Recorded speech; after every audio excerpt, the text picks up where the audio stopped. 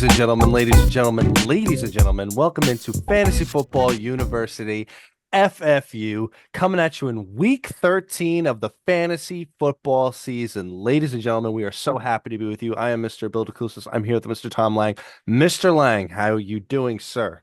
Oh, what a week. What a wonderful fantasy football week we all had, probably. Some of us are fighting for that sixth, fifth, fourth spot, depending on the leagues. Some of these records are really tight. And some of our leagues too, are point setting as well, too. Like, so the sixth spot, you actually have to have the highest points in order to fill that sixth spot. So even if you're in that sixth spot, you're not safe. So there's a lot that, we got two more weeks of fantasy football play regular season until the playoffs, and this is crunch time. Crunch time actually pretty much happened like 3 weeks ago, but this is crunch time. Yeah, tons of crunch time. And I wanted to get your opinion on this because the internet fantasy community is a bit divided on this. I'm of the opinion that unless it's like a done deal where you're locked in and you have a bye or something, you're not overthinking to prepare for the playoffs, like getting guys ahead of time or whatever. You have to win the games to get yourself there if that's the case. Do you hold the same opinion, or do you think more prep work should happen? Or I guess maybe it depends. What do you think? I think it depends, but also I mean, to your point, like with people that are trying to prep and stuff like that, you also, if you're not, if say if you're mathematically out of the playoff, right? You should be filling your role, your roster spot to beat these teams to not let them make the playoff, right? Go get those wins. Like, utilize your waiver pick. If you should be active all season. And I guarantee you the people that are listening to this are not inactive. If you're listening to fantasy football stuff right now, you're pretty much active. But if you are that 1%er, if you are listening to us right now, make sure you set that lineup and beat that number 5 or 6 seed and bump them out of the playoff.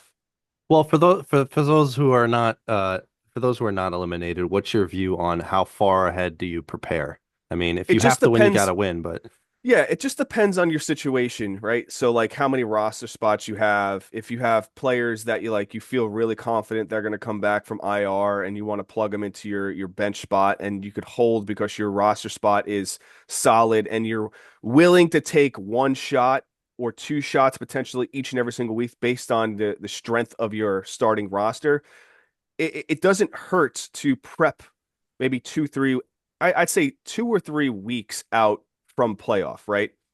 Um, you know, 2 weeks ago, it was an anomaly. It was a fugazi that Joe Burrow was going to come back, and guess what? Joe Burrow is starting this Thursday.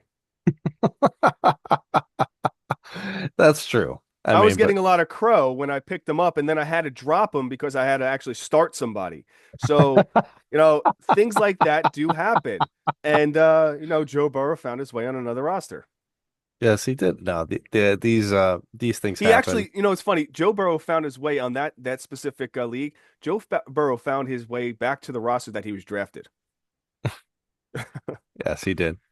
Um, I would say my opinion is very, very close to yours. My own, and people know some other drop candidates that we've had the last couple of weeks. My general opinion is unless you're locked in, you need to play like there's no tomorrow, Yep. basically. So, judge your rosters as they are. And, in today's show, we'll try to hook you up with said drops and ads to hook Yeah. you up for the future. And there's A lot of interesting names this week too, based on situational plays. Oh yes, and actually, there's a couple guys we'll be talking about in the various different position groups that can affect you going forward too. So there's going to be some prep work that we give you on top of the guys that are going to have some immediate impact. So you ready to jump right into this? Yep, let's do it.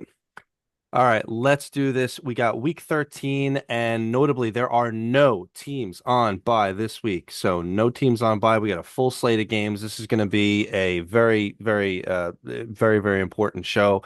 And I don't exactly have the full schedule in front of me, but I know we got Thanksgiving games this week. I know we got games in between, etc. So, we'll point that out a bit more when we get to the preview show. But right at the top, let's talk running back. So, the IR drop guys right off the top. And by the way, I just wanted to mention, you know, it's not just for my own health that I'm mentioning these guys. If you go look, there's a lot of people that are like 40, 50% owned from some of this list. So I don't care. I'm going to keep saying them. Austin Eckler. I will say this though. I will say this, and I have said this in the past. It could be some leagues that actually you're in a dynasty league that are associated to sleeper, right? So those numbers could be related to that. I did think that the algorithm, the way that it shows you for sleeper and for ESPN, it doesn't show that. It shows like that type of a league, but Well, okay. then drop these players. Yeah. Austin Eckler, James Conner, Najee Harris, Miles Sanders, Kendre Miller, Cam Scatterbo, and J.K. Dobbins. Let them go. Yep. And we'll get to him later. Mike Evans is like at 60, 70 still. So we'll get to him later. Other drop candidates for running backs. So we got two names on here, and I know Tommy's gonna agree with these. So Jordan Mason, if he's still on your team, I mean, I don't know what you're doing, especially and that offense can't do anything. It's I don't know how valuable the handcuff thing is. He wasn't that good when Jones was even down. I think that's it, right? No need to keep him on your team. And I mean, look at that. I mean, There's and they're no. playing Seattle I this week. Yeah, I know. It's going to be a really, really tough matchup, and they do not have great match. Oh, they have Washington, Dallas, New York, Detroit, so they have okay matchups moving forward.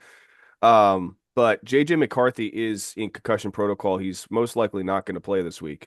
So I don't know if and that it's helps not, or hurts and them. I think it actually helps because they have to lean to the run. So I mean, if you want to hold them on for another week to see what happens, do so. But again, they are going against Seattle. Well, I could name guys on this list below when we get to it that I'd rather have than him. So, True. we'll get to that. The other name on here, we've talked about it before, Nick Chubb.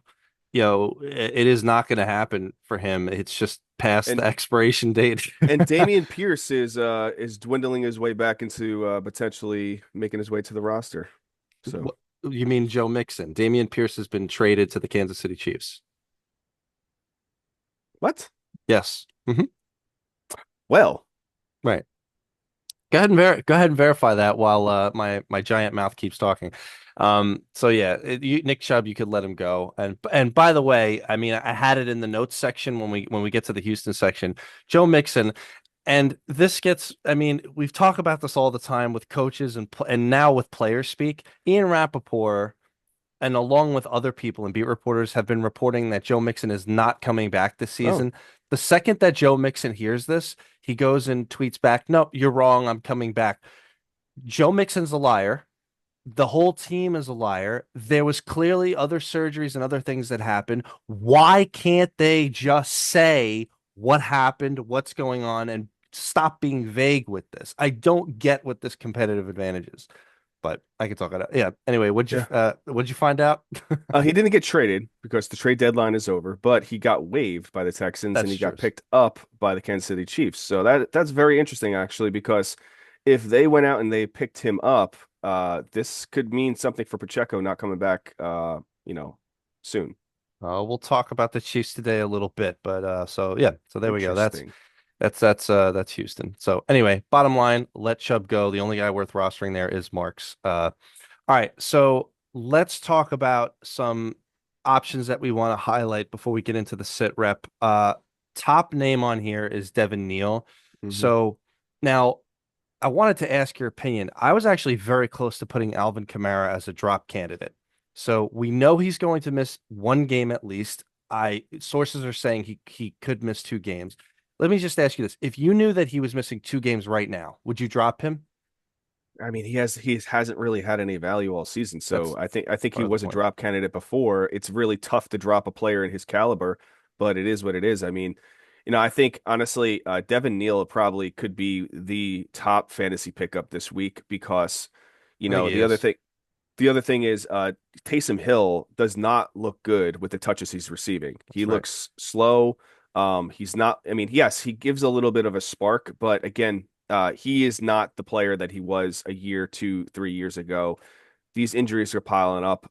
You got to go to the younger guy, 22-year-old Devin Neal. And he looked good. Yeah, he was a 6th round pick. They have to see what he's going to get. And honestly, to be completely honest about this, I feel more comfortable with a guy that's going to get double-digit touches in a backfield that's not so great, but he's going to get reception touches as well too.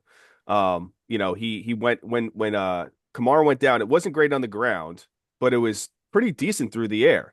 Seven seven targets, 5 receptions, 43 yards. Now that did cut into some of the receptions for the other guys, Olave and also Juwan Johnson.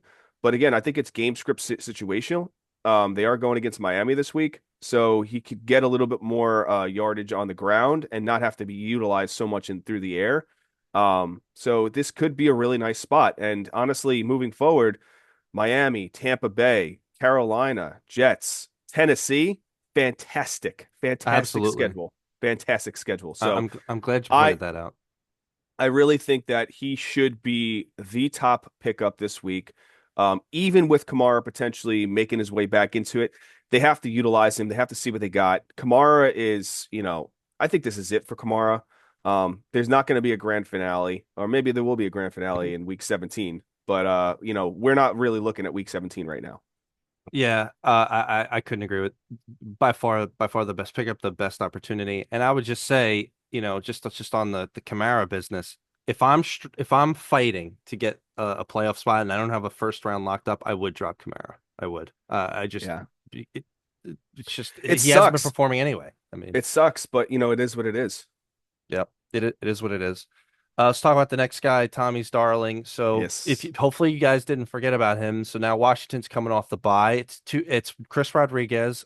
It's too bad that, they have a horrific matchup now. Yeah. But do you still think Chris Rodriguez is going to be the lead guy, or do you think coming off the bye now they go back to some version of a No. three-headed I monster thing, whatever? I mean, I think it could be a three-headed monster thing, but I think he's going to get the primary carries. So I think he's definitely a guy that you want to have on your roster, potentially flex this week. It is against Denver. Oof. Um, but it could be a nice opportunity. I got a feeling. I got a feeling here. They're gonna lean toward they have to lean to the run, right? The system is leaning to the run. And the most productive running back is Chris Rodriguez, and he's the goal line guy. That's So right. why not? Why not?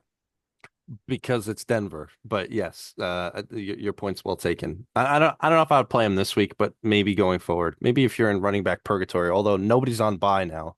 So I don't know. You keep your options as they are. Although after this week, I like the matchups for Washington, Minnesota Giants. They got good stuff coming up after this. Um, Next guy on the list. I mean, we feel like we talk about him every week, but I mean, he still doesn't get over the threshold. I mean, he's 37% and 52%. Taje Spears. Uh, if anybody doesn't know, quote unquote, one of the starting running backs for the Tennessee Titans. So yeah, the Titans are bad, and that might be the only reason why people are not picking them up, Tommy. I mean, it's just the stink of the Titans on them, but it's the same story every week. You need PPR value. He's the guy to throw in, better than, Yo-Yo A and Yo-Yo B that you could throw in each week. So Taje Spears should be on your team. Um, and the next two guys, I guess I want to kind of lump in the same conversation. So Ken Gainwell from Pittsburgh and Kyle Monangai from Chicago. They're both somewhere between 50 and 70% owned, so they might not be available. But do you think their offense have just gotten to the point where two running backs on each team are going to be valuable each week? Yeah, I think they're not. I mean, I can't even say Gibbs and Montgomery anymore because Montgomery has fallen. But That's right. I think they are honestly on the same track of Gibbs and Montgomery, right? Like it's just that's what it is. Like you're gonna get some decent weeks from your RB2, and you're gonna have some tremendous weeks from your RB1. The only issue is, there are some lingering injuries with their RB1. Sometimes, with Swift. He has a little nagging thing that happens, and then Monangai jumps up. I mean, Gibbs has been very, very healthy. So, knock on wood, because I know some Swift. of us have him. Mhm. I'm talking about Gibbs, knock on wood, because some of us have him. Oh, But okay. going back to Swift, um, Swift and also, um, our the starting running back for the Steelers, Mr. Jalen Warren. Jalen Warren. There we go. Sorry. They do also have lingering issues as well too here and there. So I do think that they are somebody that needs to be rostered, but also if you have Jalen Warren or if you have Swift, you need to make sure you have these guys on your roster. You Yep. have to handcuff them. No, absolutely. Now neither of them might be available. I thought it was worth a mention because it's very rare that you have teams that have two guys that are valuable. I mean, we have a whole bunch of teams where you have the two quote starting running backs are both eh. So I mean, we have a lot of that, I think but it falls in the system though too, because obviously in a Ben Johnson system, the Chicago Bears can run two running backs. I In agree. a Pittsburgh Steelers offense, because of the situation with if Rodgers plays, then I don't think it fits two running backs. But if Rodgers doesn't play, then it does fit two running back system. Well, Um, Rodgers is slated to play this week. I mean, but Gainwell's had his games, but I maybe agree. Rodgers on the sidelines, like, hey, these guys can play together. We can play them together. Yeah. All right, let's talk about Kansas City real quick. Normally, we wouldn't really give this much ear service, but both of the guys have dropped below to where it wouldn't even be worth a conversation. So Isaiah Pacheco, 62% in ESPN, 60% in Sleeper. Kareem Hunt, 60% in ESPN, 72% in Sleeper. I Mhm. bring this up just to mention that I was wondering if Pacheco should be a drop candidate or the fact that he's coming back now. Is he coming back? But do you think Kareem Hunt, like he had 30 carries in Pacheco's absence and he looked great. He's been looking great the last, Well, they gave him umpteen the amount of touches. weeks. They gave him the Yeah. touches. So how do you see this backfield? Is it worth dropping one of them or you just have to roster both of them? And, like, what is it when he comes back? Does he really just, do they vulture each other? What do you I'm, t- see here? I'm telling. I mean, with you bring that news about Damian Pierce being waived by the Texans and then picked up by the Kansas City Chiefs, I think that Damian Pierce could be somebody that could be plugged into this lineup. I think Um, that's just a depth thing, but I don't know about that. I don't know about that. I mean, the guy, you can't go from being really good your rookie year to being crap, right? yes, you can. It happens all the No, time. but that offensive line got worse and worse and worse. I just think that this could be a better system where he could be plugged in. I just don't know if I want to touch this backfield anymore. Well, I mean, from a roster percent, I mean, I don't know how you don't. I don't know how Kareem Hunt isn't higher, but like Well, he will be higher this week after the performance he had.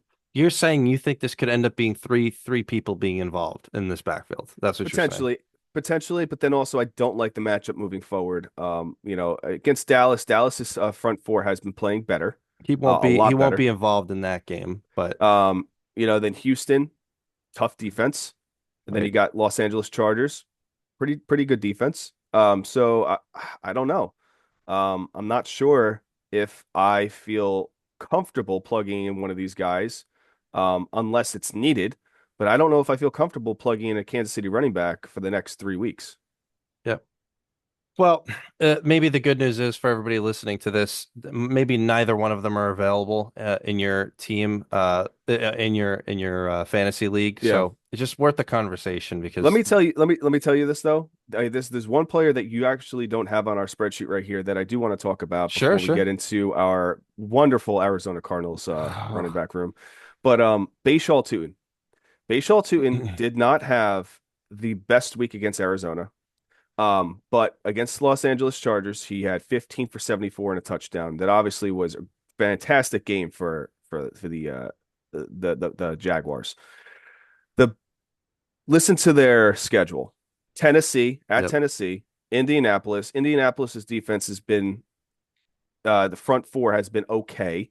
Their front four has been injured on and off throughout the season. So what Indianapolis defense is going to be there? Kareem Hunt just went off on them. The Jets, then they have Denver week 16 and then Indy again. Now, I think for the next 3 weeks, I think this is a decent start. Could be something where they can actually utilize him more productively outside of ETN, and it won't cut into ETN's progress. But I think he is getting his touches. He did technically get 7 carries on the ground for 17 yards. Not great, right? But he also does get his receiving. He's added into the receiving game as well too.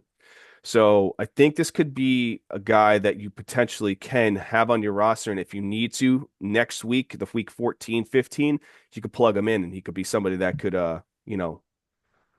be a nice flex play. It felt like Bhayshul Tuten was starting to get close to, if not 50-50 with Travis Etienne, but I personally felt like the team went back to like, listen, Well, Etienne ETN's better, seems to be the better guy, the more explosive guy, and they'll stick with it. I mean, but ETN is the better guy but I will tell you, Bhayshul Tuten is not afraid to run up the middle. He's not afraid to run through these guys. That's why his yards per carry is, yards per average is low. But he does have a lot of spunk when he runs, and I think he could break loose on a play. We will be at the Jets in week 15. We will be at the Jets and the Jaguars game. That is a game where I can see Bhayshul Tuten having Aberration. double digit touches for maybe a touchdown, maybe two. Who knows? It could be the super high scoring game for the Jacksonville Jaguars. Yeah. And not so much for the Jets. That'll be a good week. All right. We do this every week. This obligatory conversation about Arizona. So I am hoping that this is it now, where we were gonna finally get some clarity. So let's just run through the name. So DeMarco's not relevant anymore because of the injury. So we only have three relevant names now to talk about. Trey Benson, who should be back this week. I know we've said that in the past, and they've been giving us, failure coach speak, etc. This week should be back. I'm hearing it from reporters. We're hearing it from like people that matter. Okay. Benson is 56% on ESPN, 68% on Sleeper. If he's there, you need to have him. He should be back this week. In the event that he's not back this week, then you could do the 50-50 roll thing between Bam Knight and Michael Carter. Bam Knight's 40% in ESPN, 45% in Sleeper. Michael Carter's 11% in ESPN, 14% in Sleeper. You should be able to get maybe one of them to roll with it. I know Bam Knight had a better game this past game, right? Yeah.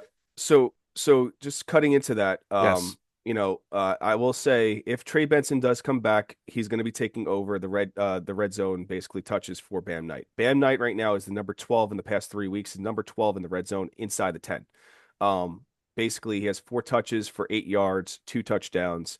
And that's value right there. It's not, Yes. it's not, it's not high volume because obviously you're talking about inside the 10, but he's the goal line guy right now. So if you want a goal line guy that's going to get you touchdowns, Trey Benson's the guy. He's taken over that James Conner role. If Trey Benson, let's just assume and let's hope that he's back because that adds clarity. With him coming back, does he just delete every bit of value from Knight, from Carter, etc.? I think Bam Knight is going to be bumped back into the reception game because he is a reception back as well too. I think Michael Carter gets dwindled down because he did get waived. He was off the team, off the roster a couple times this year. Yes. Bam Knight was not. He's been stable. DeMarcado, maybe he doesn't come back. I don't know. But I think Trey Benson is the guy when he comes back. They've rested him enough from the injury. Now they do have obviously Tampa Bay is a decent matchup, but then they have the Rams in Houston. It's not something I want to touch. So this is pretty much a 1 week wonder right here for week 13. I think I agree with that. But again, it's like Arizona's backfield anyway. It's like you wouldn't want to start them anyway, but I got it. No, People were in running back purgatory for so long. Yep. So those are the pickups, and I'll add Bhayshul Tuten to the list. I hope I wonder how much his value is beyond from a handcuff, but your points are well taken on him. All I right, so do. let's yeah, go I ahead. do have one more player. Oh, sure, sure. I do have one more player. And this is not fandom here, but I'm just telling you guys, you do need to have Devin Singletary on your roster. It's not a sexy name. It's not somebody that basically you're feeling really, really super confident about. But week 14, obviously the Giants have their bye, and then they go into the playoff with they play Washington, they have Minnesota, they have Las Vegas. Um, so they have New England this week on Monday Night Football. New England's defense did get minorly hurt on the front four slash some of their linebackers. This is the route where I could see him basically crossing the end zone at least once. Low yardage. He is getting, in the past 2 weeks, he had 30 carries for just under 100 yards. So it's not fantastic, but he's making do with what he get. And he is, basically has 2 touchdowns in the past 2 weeks. So he is somebody that I can feel okay about, plugging him in if needed. Get 2 touchdowns against Green Bay. Yeah, I was Um, about to say he didn't have a touchdown this past week. no, he did not. He did not, but he had 14 touches on the ground for 47 yards, 3.4 yards per Yes. average. No, he is definitely somebody that they're utilizing, and he could be a valid flex play. I don't necessarily disagree with you, but I don't know if people need to scrape the bottom of the barrel to start somebody this week, for example. Like, But if going back to your preparation for the playoff, yeah, if you want to play somebody week 17 against Las Vegas, it's 5 weeks from now. if you want to play somebody in the All championship, right. do it. Oh, all right. Let's do our weekly sit rep here. Arizona, we talked about it, and we are praying that we don't have to talk about them that much going forward. So let's keep it going. Atlanta, you're rostering Bijan and Algiers the handcuff. Baltimore, love to get your opinion on this as the Derrick Henry owner. So Derrick Henry, obviously, but I don't know if it's Justice Hill anymore. And if you look online, it's like 50-50 between Hill and Keaton Mitchell. Are they wrong? Like, how do you, is it a committee if Henry goes down? What happens here? I don't think, I mean, you never could say a guy won't go down, because anything is possible. But Derrick Henry, he is getting the touches inside the 10, right? But also there is a vulture of Keaton Mitchell that gets touches inside the 10 as well too. Now Keaton It Mitchell, seems how aggravated you get about it. well, no, the aggravating thing is that Keaton Mitchell's not scoring, right? He's taking it down away from Derrick Henry from scoring. Yes. So I do feel, Derrick Henry is inside the 10. He's 14 for 14 yards, 3 touchdowns. You lean with the guy that will get you there. That is the guy right there. He's pretty much the highest inside the 10. He's the highest attempt, but he is the lowest per average. So you just got to fall forward. Just block for the guy. So then what then? It's not worth rostering Keaton I think Mitchell or I Justice think Hill. no, I don't. I think Justice Hill is the pass catching guy. That's who he is. He's not going to vulture inside the 20 or inside the goal line, whatever it is. I think Keaton Mitchell is the guy that definitely needs to be rostered, Okay. as a handcuff. Okay. Just Buffalo. like just like Davis the Cook. Yeah. Speaking of Buffalo, so Cook is the guy and Ty Johnson is the handcuff. I know Tommy disagrees with everybody on the planet. All season. Yeah, It is it is Cook is the yeah. guy, Johnson's the handcuff. Carolina, Rico is the guy, but Chuba Hubbard seems to be eating back in, and maybe there's some Yeah. credence to what you were saying about maybe he came back from the injury too And soon. and Chuba looked healthier this He Monday. did. He did look healthier. He looked, he was getting utilized in the passing game as well too, which is not normal for him.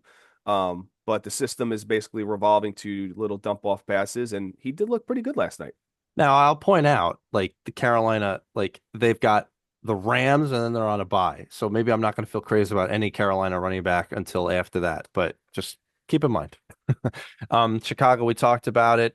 Cincinnati, Chase Brown is the only guy worth rostering. Don't roster anybody else. Cleveland wanted to give this a little mention. So we've seen some clarity now. And obviously it happened on a play or two, but it is what it is. Judkins the guy, but if you got Judkins, I would try to go get Dylan Sampson. He's worth rostering as a good handcuff there. Yeah. I'm not saying that, Shador Sanders is going to lead Cleveland to any sort of real No. stuff, especially this week versus San Francisco, but Judkins does find his way to fantasy value. So it's worth ensuring that And backfield there. and everybody, Shador Sanders had a decent game, but he went 11 for 20 for 209 and a touchdown and interception. So, I mean, the guy came out saying, "Oh, I had the fantastic game," but a lot of those yards actually came from Dylan Sampson's 60-yard touchdown. So, I we can have a whole episode on Shador. We're not getting into that now. I will say that the person who had a good game was Myles Garrett. That's the person who had a good game. oh yeah, Um, he's gonna break the sack record. Yep.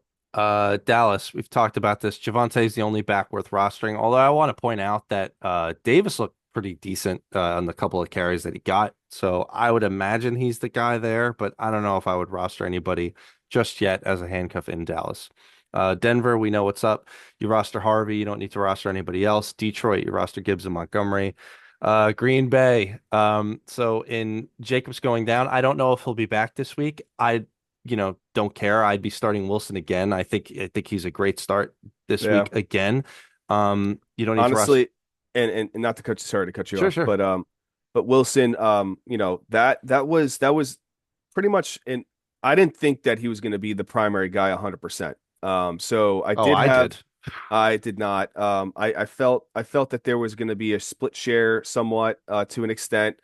I did not, he looked good inside the 20 as well too. So, my apologies in the show that we did that I did on Sunday for talking about not thinking that Wilson's going to have and be the Oh, primary guy, but you own up to your mistakes, and I'm sure that the people that were asking me if you were going to start Wilson, you were still leaning to start Wilson. So I'm sure you guys made the right decision. yeah, and I'd like to apologize to anybody watching that I wasn't there to check Tommy on that. We had Wilson as a must start. For you to say anything other than that, especially what happened, so unacceptable. So I apologize to everybody for not being Well, the there good thing, to the good check. thing is, I, Uh, I, I will be watching, the fantasy football live this Sunday.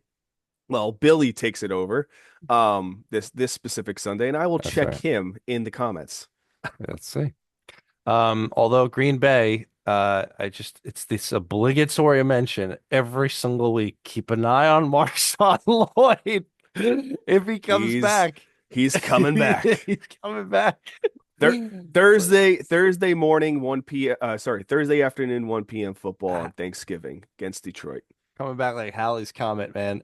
Honestly, the only reason this is relevant is because Jacobs is down. Jacobs comes back, everybody's going to be counting Emmanuel Wilson as the handcuff. Like it's like done. But I get it. If I don't mention it, it feels like I'm failing the internet community. Anyway, Houston, we talked. Well, just a quick mention. Yeah, Marks is the only guy worth rostering. But again, I mentioned it. Mentioned it a little bit earlier. Like Mixon says he's going to play this season, and they got it, and they let go Damian Pierce. I think Mixon is delusional, no matter what he says. Rappaport, everybody's reporting that he's done for the season. So here's the deal. I don't think he's coming back this season, but I just want to point out: is there ever going to be culpability on stupid crap that coaches or players say? I mean, I guess not, right? Well, the Houston Texans are the new Kyle Shanahan, so probably not. All right, moving on. I could talk about that forever. Indianapolis, Taylor's the man. He did not have the best game, but he should have some bounce backs Yeah. going forward. And again, we think Giddens is the handcuff, although it might end up being like a Giddens good son thing. We don't know. Jacksonville, we talked about. Kansas City, we talked about. Vegas, Gentry's the only guy worth rostering there. The Chargers, I wanted to talk about this with you. So all signs are pointing to Hampton being back this week. I obviously it's clear that Vidal is the handcuff. I don't know necessarily how valuable that was. I mean, Vidal had some ups and downs in his stead. But any news that you're hearing that Hampton's not going to be playing? Let's assume that Hampton doesn't play, which he should play. You just roll it Vidal again because it started to look like it would be Vidal and a mini committee there.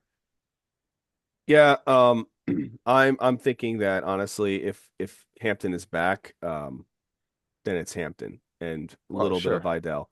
But if he's not, which I'm not anticipating him not to play, but if for some reason he's held out again against Vegas, um, then yeah, it's a committee. It is a decent matchup against Las Vegas.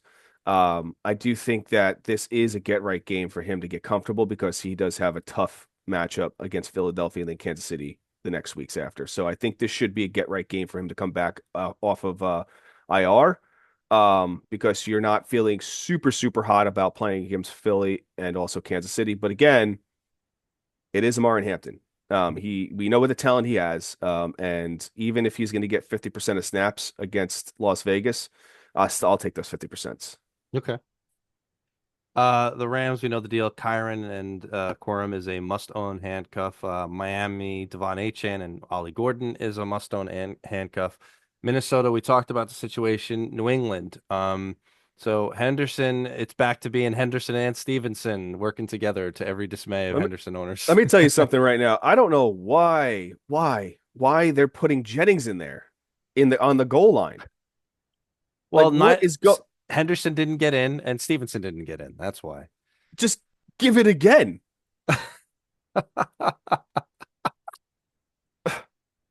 I know. Like, I what are got you it. doing, Mike Variable? We're gonna get back into the names that you can't pronounce. You know, he did this to Derrick Henry as well too. He Yeah, did he this to does. Derrick Henry. Like, why? Maybe the Just coaches are, maybe give they're the ball. punishing them for not getting it in. I don't know. You're punished for not scoring. Like, We're gonna yeah. put in Jennings, the practice squad player. He has more opportunity to score than you guys. Come Do you on. want to know the most aggravating thing about that, Tommy? It's they won. So what are you gonna say? What are you gonna say to them? You know? Yeah. No, tons of agreement. You can say Philadelphia Eagles because winning like that doesn't always happen. Oh, that's right. So the point there is that Stevenson is going to be a thorn in every Henderson owner's side for the rest of the season. So Yep. just get used to it. And both guys should be rostered. So Stevenson's always a throw-in running back option if you need it going forward.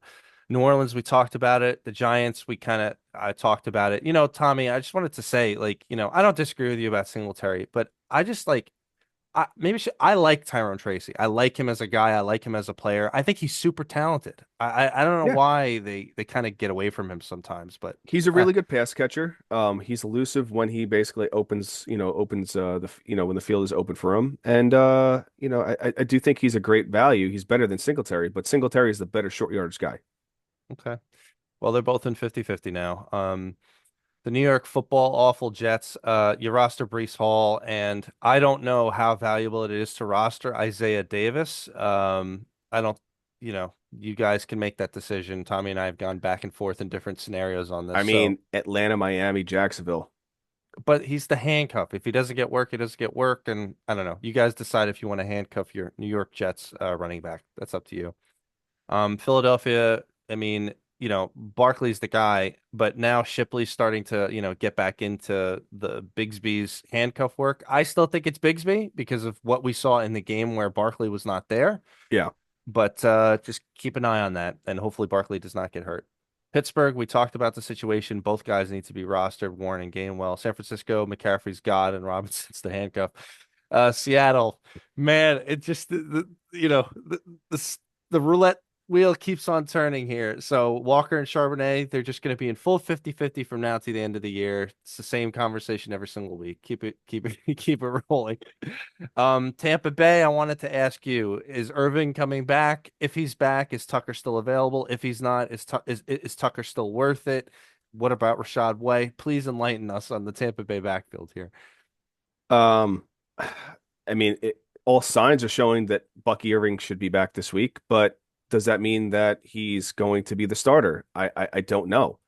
Um, you know, I don't think that they're basically gonna say, based on last week's performance, Bucky Irving's coming back as a full-fledged guy. I mean, it is what it is. I mean, they had a really tough matchup against Los Angeles Rams. They go against Arizona, New Home against Orleans, Arizona. Right. and then Atlanta. Right. They have 3 home game stint. Right. So, even if Baker is out, that's more of an opportunity for them to lean to the run. So I think that I'd rather have Tucker, who's been productive, who's getting those carries, and I'd feel more comfortable with playing him over Irving, who's basically weaning himself back in. I don't even know if Irving plays this week. I think that is a lot of coach talk as well too. And even if he does play, everybody's gonna be so excited to plug him in. I'd rather, say if I had Omarion Hampton or I had Bucky Irving, feel 1,000 times better about Omarion Hampton this week. It'll be interesting. We'll get into maybe who you would start or something when we talk about the preview show, but your sentiment about let's say if Irving is actually going to play, I'd be cautious about playing him. I would. Yeah. 100%. I'd want to see it from him. Like I'd be pleasantly surprised, like, oh, okay, Irving's back, and then I'll feel good after this. But like I agree with you. But again, like we could just have an entire episode on our frustrations with like why can't they just say what it is? They have to, oh, we're ramping him, we're ramping him, we're ramping him. And by the way, Todd Bowles, his definition of ramping. Did you see what his definition of ramping is? It's like him on the sideline doing jogging work. It's like, come on, come on, come on. Well, who are you fooling here? So Bucky Irving is on the sideline and he's running up and down the field, and I think he'll be good next week. okay, I don't know if Yeah. that's Todd Bowles or Shaq. I don't know. I don't know who that is. All right. So anyway, that's Tampa Bay. Probably all three guys are probably being rostered or whatever, but I agree with Tommy's sentiments there. Tennessee, we talked about Pollard and Spears, the lowest of the low running back shots that'll get you 7 to 9 PPR points Yep. if you're lucky. And then Washington. So yeah, we talked about it a little bit. I think Rodriguez. I agree with Tommy now. I think Rodriguez is going to be the lead guy. But I here's said it all season. but Said it he, all season. but here's where I disagree. I don't know how valuable that's going to be for Washington. Just Well, that's my opinion in general. we Um, shall find out. we'll find out. It probably won't be that pretty against Denver, but we'll see going forward. So there we go. That is the running back situation. Let's get into some wide receivers. So IR drops right at the top. And again, like people still be having these guys on their roster, so we'll keep mentioning them. Malik Nabers, Tyreek Hill, Mike Evans, Travis Hunter, and Calvin Ridley. Let them all go. Other drop candidates here. It's put up or shut up time. You got to get rid of guys that are doing nothing for your team. So let's start with some big names here. Jordan Addison with the horrific quarterback play. The last 4 weeks and half PPR, 7 points, 5 points, 9 points, 0 points. Bad, bad. Yep. I wouldn't want him on my team anymore. He's clogging it up. I'm never going to play him. Next week, Seattle, Washington. I mean, maybe they're at Dallas 3 weeks from now, but I mean, I got to win some stuff. They also need a quarterback to throw him the ball. I know. Yeah, that helps too. Yeah, to have a And I quarterback. made it very clear. I mean, I'm not starting any of these guys until, these wideouts until basically Justin Jefferson gets his targets. So I I agree with you. Next guy on the list, Romeo Dobbs. So you know, it's clear that they're spreading that ball around so much that it's like really making nobody worth it. I mean, the only guy who's kind of worth it, we'll talk about a little bit later, but I mean, the last 3 weeks for Dobbs, 1.7 point, 3 points. He's just been bad since Watson came back. So I don't know how you Mhm. keep rolling with it. I mean, again, you could he's among these guys that you could spin the roulette wheel and hope it lands on him, but I wouldn't want to rely on him for any sort of reliability. Um, Judge Judy, Tommy, I mean, how many times do we have to talk about him? He's had one good game all year, and that was 2 weeks ago. Now they're Yep. San Francisco, and Shador's inconsistency at quarterback. Let him go. I mean, it's just let him go. Let's talk about the Seattle Seahawks wide receivers. I know these hurt you personally. So Rashid Shaheed and Cooper Kupp. Rashid Shaheed, the last 3 weeks, 3 points, 4 points, 0.5 points, all since he got traded over to the Seahawks. And Cooper Kupp, he hasn't had a good game since week 6. You drop both of them? Cooper Cup, yes. Hold on to Shaheed. Why? What makes you say that? Because honestly, I think he's still getting acclimated to the offense. I don't think this is the specific deep threat that this offense needed, but I think that it's somebody that can get acclimated into more receptions as the season continues. So I think if Raheem Shaheed is dropped, somebody's going to pick him up and utilize him. I do think that he is somebody that should be rostered. Okay. Okay. I disagree, but you guys take of it what you will. I think that there's just too many options in Seattle. They just, you know, spread it around that much. Next guy, no disagreement from me and Tommy, Keon Coleman. Uh, I forgot that I wrote this note in there last night. The note I wrote for Keon Coleman is why is anyone still rostering him? So I don't know. I mean, Just the guy's being taken out of games based on coaching decision. He's starting to become. Now, I don't know if, maybe after this week he, tightens up a little bit, but I mean, he obviously has been a nuisance in the locker room. And honestly, the Buffalo Bills do need their pass catchers. So if he's going to be a nuisance, he could find his way, inactive for the rest of the season, and they can figure it out. So, yep. Last name on the list is the other Green Bay name, Matt Golden. So he wasn't even active for the game. He's done nothing since week 6. We had the whole longer conversation. We won't rehash it. Let him go. Tons of and options at Green Bay, and we're going to and talk Jaden about Reed is somebody coming who's back. coming back. Right, we'll talk about that too. So you could let him go. So yeah, Romeo Dobbs and Matt Golden out, Jaden Reed and Christian Watson in. So we'll talk about them. So let's talk about probably owned and real quick, it's probably worth in the same conversation. We'll talk about Jakobi and Parker. Parker Washington we have in widely available. Let's just talk about them both. Jakobi's in probably 69% in ESPN, 77% in sleeper. Parker Washington 20% in ESPN, 56% in sleeper. So Tommy, they're both good. I'd want them both on my team. I'd throw them both in, for most weeks. But my question to you is what's the situation there when Brian Thomas comes back? Well, when Brian Thomas comes back, Parker Washington takes a step back and Jakobi Meyers keeps his role.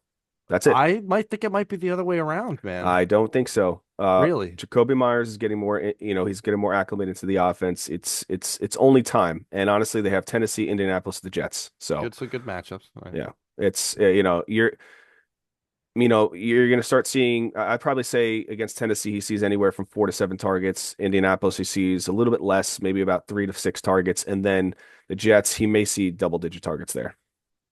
Okay. I mean, no, you don't think Parker Washington just for that team is like leveled up, like just No, proved he's it. He's definitely been leveled so up. good. Yeah, he's leveled up when there's nobody else there. And obviously Doctor Strange is back. Oh, So we'll talk that's going to about cut him. into it a little bit, and he catches all his balls. Like any ball that's thrown to Mr. Doctor Strange, Brenton Strange, he catches every single ball that's thrown his way. So, And you're a fan of Doctor Strange for the way he blocks too. We'll talk oh, he's a about great him. blocker. He's a Yeah. great blocker. We'll talk about him. But I think both guys are good to have on your roster. And I don't even know if Brian Thomas is going to be back this week. So yeah, I think he comes back this week. keep an eye on that news. So yeah, that was a bit of a combination convo on the Jacksonville there. Other probably owned guys just to mention. So Michael Wilson, I think we can't ignore this. I think he's going to be good even when Harrison comes back. I think he's leveled up. I think Jacoby Brissett trusts him. And it should be noted that Jacoby Brissett is supporting two wide receivers as it is right now. That's Michael Wilson and Greg Dortch. So Harrison comes back, Dortch could take the back seat, and Michael Wilson should still be perfectly viable. And they've got some weird matchups coming up. I mean, they got a good matchup this week at Tampa Bay. I think that's going to be an amazing game. I really do. They Mhm. could it could be like 50, 60 points in that game. But then two bad matchups. But I think Michael Wilson should be on teams.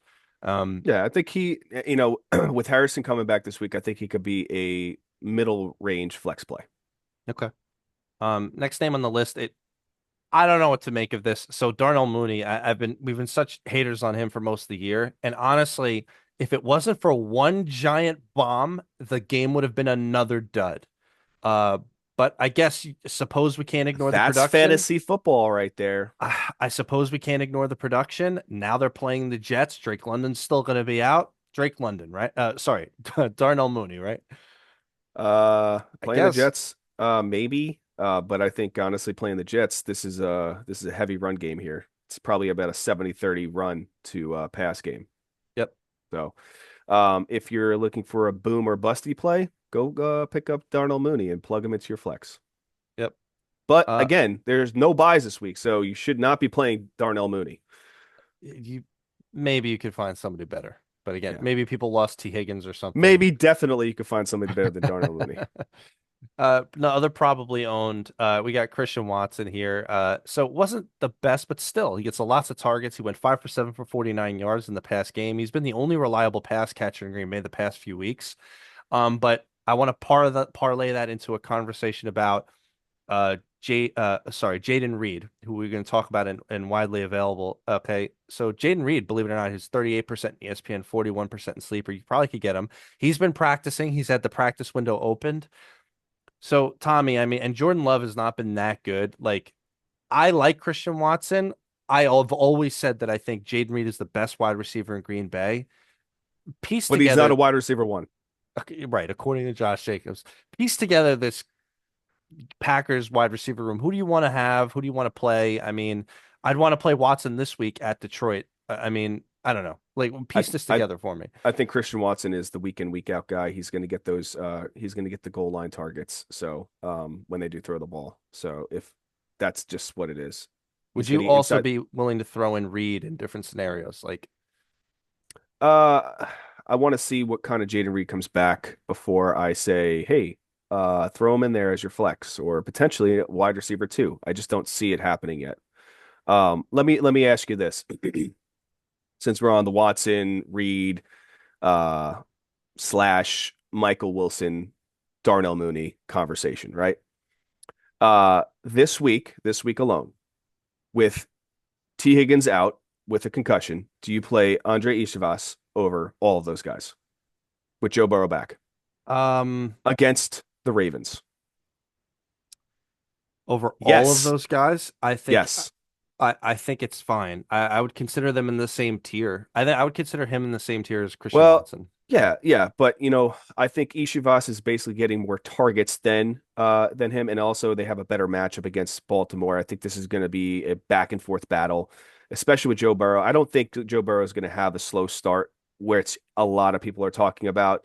The guy's been practicing. It's not obviously full game speed, but again, it's not like he had an upper body injury. He had a toe injury that took him out for 3 months, right? Two and a half, 3 months.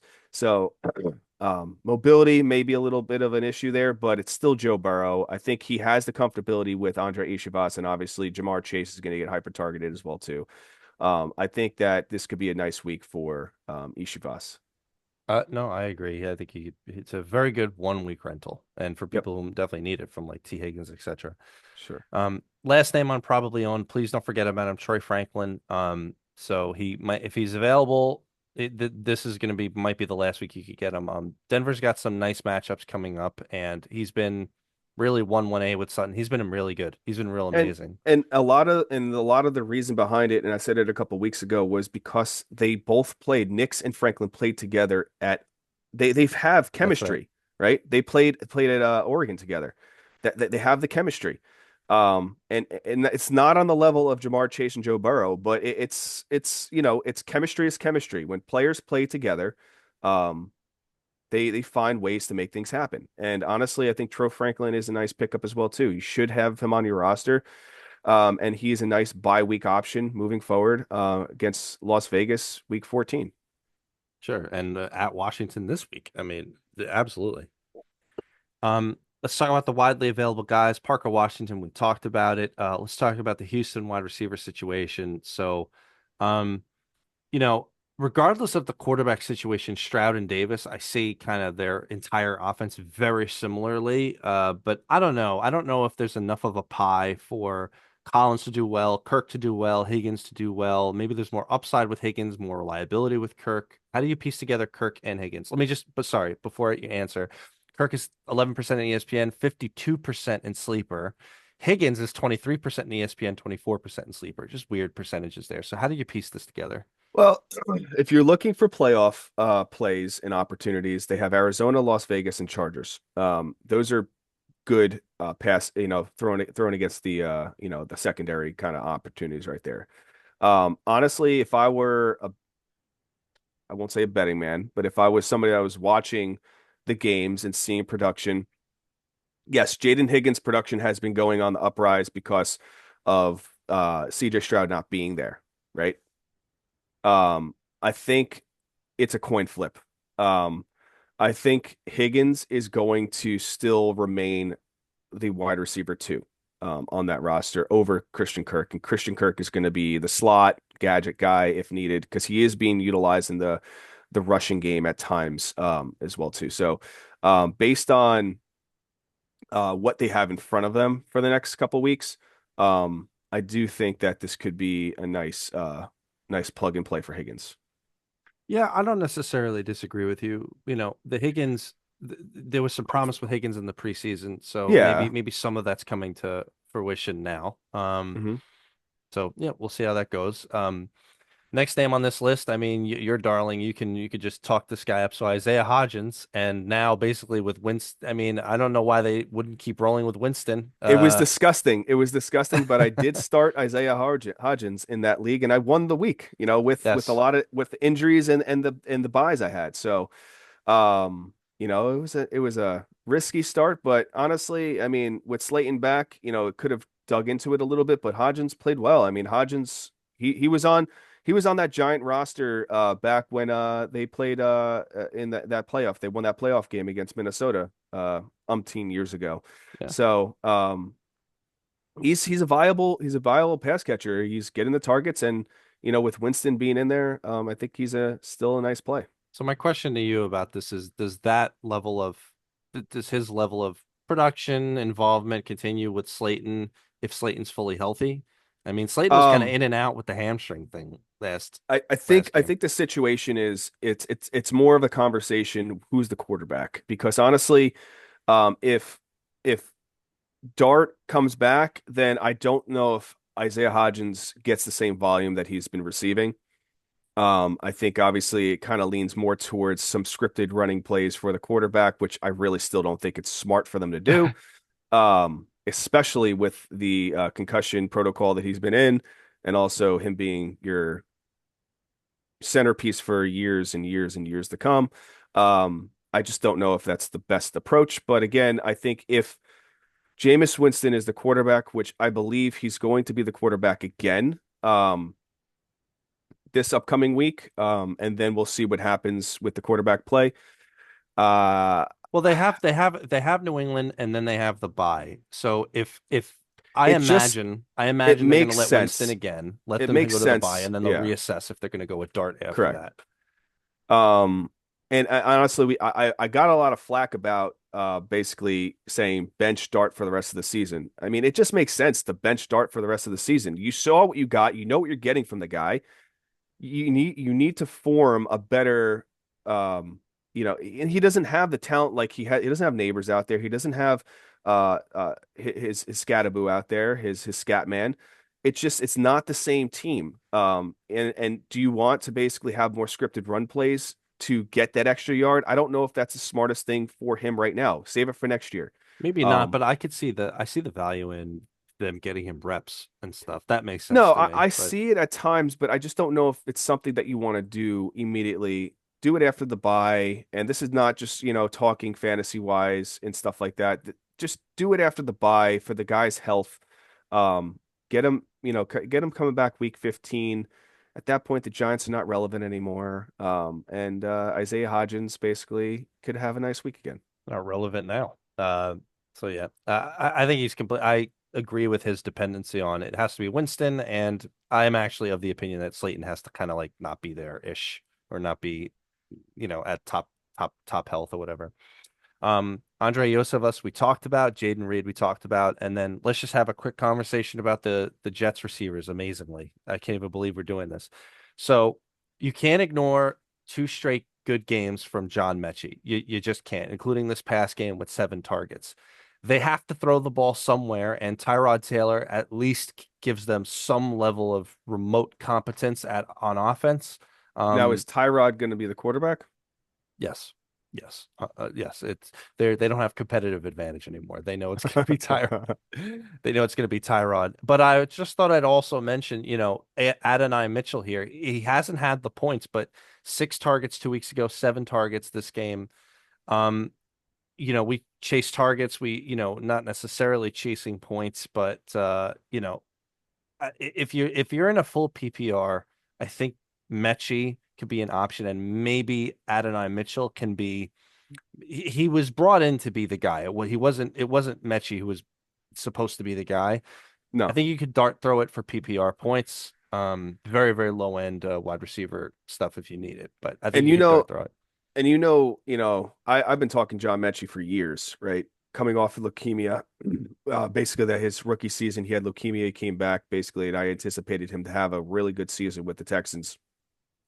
That was basically the year that they got, Nico Collins popped off. Then, Diggs came in there, Tank Dell was in there, and he just was the odd man out at that point, unfortunately. Finds his way over to the Eagles as the wide receiver four. It's not figure it, he didn't figure it out there. He had a couple okay games here and there, but nothing crazy. Finds his way over to the Jets. He is the wide receiver one, wide receiver two right now with Wilson out. So I think John Mechie has a lot of talent. He is a very, very, very, very, very deep ad. And he could be a flex two play potentially. Um, but it has to be without Justin Fields. Justin Fields Oh cannot yeah. support throwing the ball. If Tyrod Taylor is the quarterback moving forward for the rest of the year, I feel pretty decent about both of these guys being low, low, low flex plays. No, I agree with you. Cap your expectations, but again, if you're just chasing PPR stuff, Yeah, you could do way worse. I think Adonai Mitchell is the better deep threat. And he showed promise with catching the ball this past week. But I think John Mechie could be more of the red zone target. Yep. Any other names that you wanted to bring up here? Um, Again, I make a point to not bring up names that you're just chasing a touchdown or something for no reason. So Mm. we try to keep it to the names that have some value for your team. Any other names? It's a shame what's going on with you know, Baker right now. Because I'd say Tej Johnson could be somebody that I really want to have on my roster for a late season. But right now, what's going on with Baker? I mean, it's it's disgusting.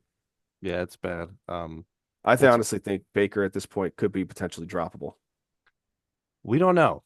We don't know. We'll get it. We'll get into that when we talk He about does bounce quarterbacks. back though, so I could be eating my own words Yeah, here, he's but tough. And he's a it's bounce just back not his guy. throwing arm. So yeah, we'll get into that in a little bit. So let's get into tight ends. IR drops just Tucker Kraft. He's out for the season. Let him go. Other These drop tight ends are tight this week. other drop candidates. I'm so sick of talking about him. Nobody keeps listening. TJ Hawkinson, still 75% at ESPN, 66% in sleeper. Let him go. He's another one that my notes say, how is anybody still rostering him? He has had Well, only one startable game this entire year, and that was in week 3, the whole year. I mean, he had an okay game this past week. No, he didn't. No, Yes, he he did did. not. Yes, he did. Uh, Yep. In the additional point 0.5 for your receptions, he did a decent game this There's week. like one random league that you have. He went 4 for 4 for 19 yards. That's what he did. Come Hey, on. hey, Stop. that gave me 8.1 points in that one league. No, let him go. Let him go. Don't even bother. He's nothing. He's giving you no upside. Well, And by the way, let me you just poo-pooed all over JJ McCarthy and let me say this, this is, you giving me advice right now, and everybody can listen to Billy giving me advice. In this league, I lost Sam Laporta to his back injury. He's out for the rest of the season. He's the drop candidate for IR. He should be out for the rest of the season, right? He had his back surgery. It's over. Now I have TJ Hawkinson, and I also have Njoku. Who do I start? you can't pick up anybody else, any of the guys we're going to talk about. Nope.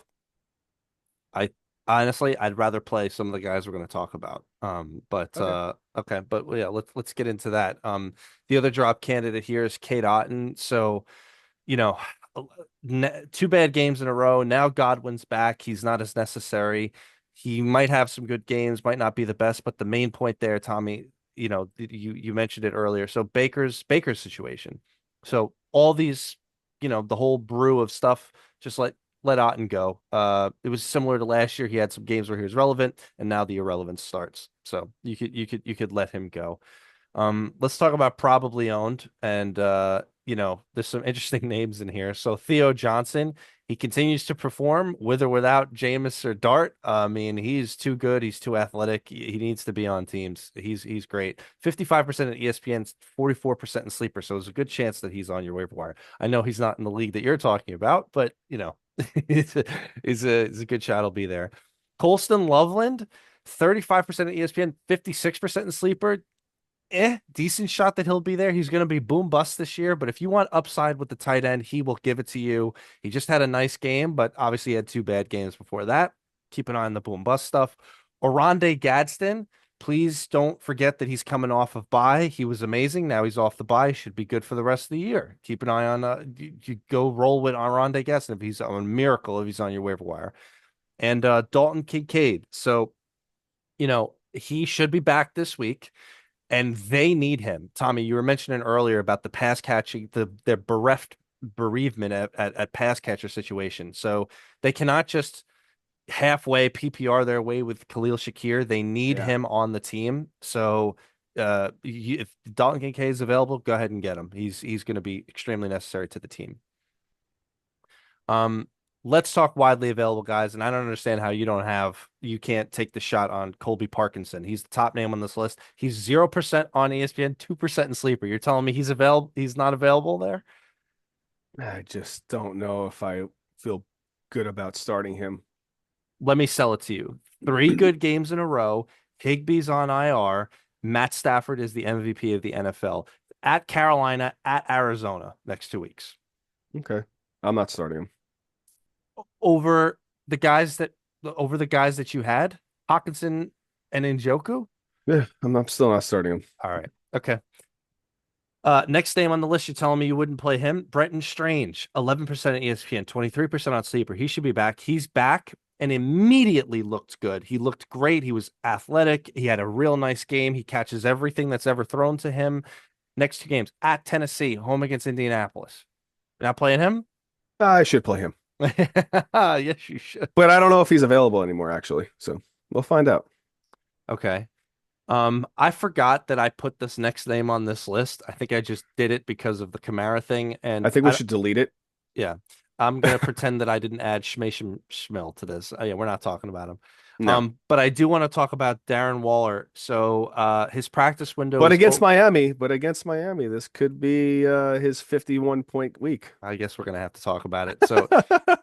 So, with Kamara out, this is always like a trigger for us. Like when Kamara's out, you always keep an eye on Taysom Hill. There could be more touches, more gadgety stuff. Um, and they used him a lot versus the Falcons. To Tommy's point, maybe he wasn't that effective, but he's at Miami now, so you decide if you want to throw in that. He could have 5 points, he could have 50 points. I'm going to say stay away from it. But I do want to I talk agree. about I do want to talk about Darren Waller. So his practice window has been opened. He's widely available across multiple leagues. If he gets back in, I mean, you guys saw what he did. He was must start for the weeks that he played. So if he's back in, you roll with Darren Waller. I don't know if he's going to play this week, but I would take the shot to try to see if he can because and they got a great couple matchups: home against New Orleans, at the Jets, at Pittsburgh. Could roll with Darren Waller for sure. Um, Colby Parkinson, Brenton Strange, and Darren Waller. Tommy, three names there that you could pick up right now and play over T.J. Hawkinson. Okay. Yeah. Okay. So there we go. By the way, I forgot to mention at the top of the show that all of our drop candidates, all of our waiver ads are going to be posted in the description of this episode's video on YouTube, and I'll mention it again at the close of our show. Um, Ready to move on to streamers? Let's go on to streamers. Welcome to the A stream for all you lovely listeners streaming quarterback and or defense, where we will do our very best to hook you guys up with widely available quarterbacks and widely available defenses for you guys to plug in, streaming, etc., to go and win your league. I know a lot of you guys are fighting. We are too. So we'll try to hook you guys up. Let's talk quarterbacks. This is not the best week for streaming quarterbacks. A lot of names I did not put on here because they were horrific matchups. I tried to put the best ones on here. Top on the list, let's just get it out the way because he might not be available in your league. 47% in ESPN, 52% in Sleeper. That's Jakobi Brisset. If he's available, by far the best, by far, by far, by far, go ahead and get him. And then they're at Tampa Bay this week. There's really nothing left to talk about. He's been unbelievable. He's been a quarterback one every single week that he started. If he is not available, and there's a good chance that he's not, then I mean, we've got a treasure trove of options here, Tommy. I mean, let me just name the names. Trevor Lawrence is at Tennessee. Aaron Rodgers home against Buffalo. Tua Tagovailoa home against New Orleans. Captain Kirk is at the Jets. And then Teddy Bridge over troubled waters over here, who's going to be starting for the Bucks unless a miracle happens. He is home against Arizona. I think I'm the most interested in Tua, although I think Trevor Lawrence is fine. What do you think? I think Trevor Lawrence is definitely the route to go. He right now inside the 20, he is 9 for 15. Sorry, 15 for 9, 79 yards, 5 touchdowns throwing, 1 touchdown on the ground. So he's number 4 there inside the 10. He is number 2. So, outside of Matthew Stafford. So he is throwing the ball inside the 20, inside the and also inside the 10. He also is rushing. And that's the inside the 5, he's getting those rushes. So, I think Trevor Lawrence is probably my best streaming option this week against Tennessee. Okay. Um, yeah, I still think Tua's perfectly good. Rodgers, if he plays, I mean, they're home versus Buffalo, and Buffalo has not been good on the road. I mean, they've been letting up. I mean, it's not been the best, although maybe Buffalo goes for a complete full revenge. We'll see. Um, Kirk Cousins, I don't even think I think I kind of agree with what Tommy was saying earlier. I think Bijan might just run for 8,000 yards against them, and they might not have to throw the ball that much.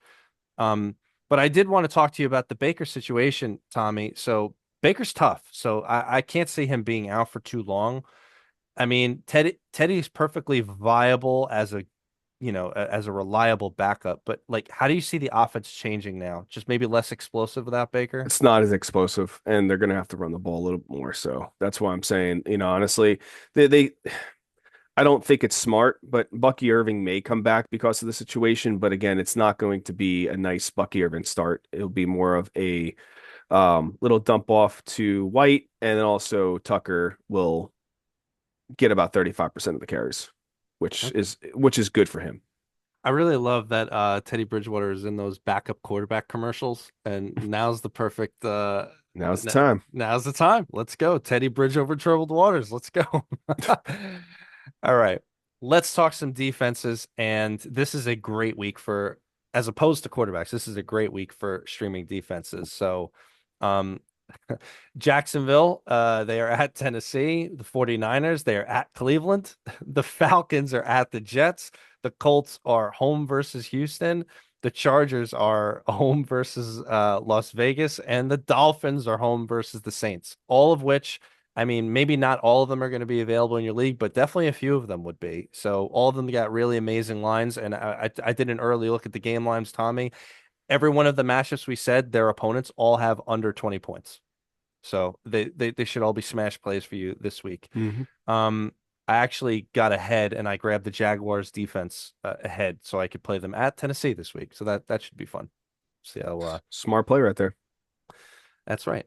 So, and as a reminder for everybody, as we close out the show, all of our drop candidates and waiver options will be posted in the description of this episode's video on YouTube. So please check us out there as well. Closing thoughts, Mr. Lang? Yeah, we truly appreciate everybody that takes the time to watch this video. If you can please like, subscribe, and share, we truly appreciate it. Yes, we do. Thank you, everybody.